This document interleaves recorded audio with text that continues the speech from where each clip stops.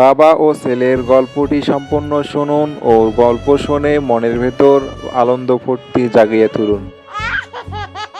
একদিন ছেলে বসে পড়ছিল, তখন বাবা ছেলের পাশে বসলো। বাবা বলল, তুই সারাদিন এমন চুপচাপ থাকিস কেন?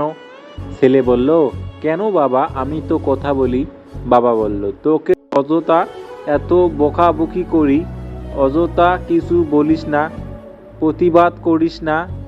ছেলে বলল, কেন বাবা, আমি তো প্রতিবাদ করি। বাবা বলল, কই করিস? আমি তো যেতে দেখি না।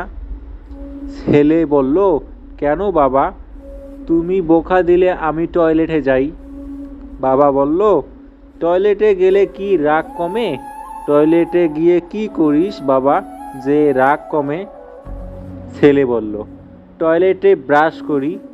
বাবা বলল, টয়লেটে ব্রাশ করলে কি রাগ কমে?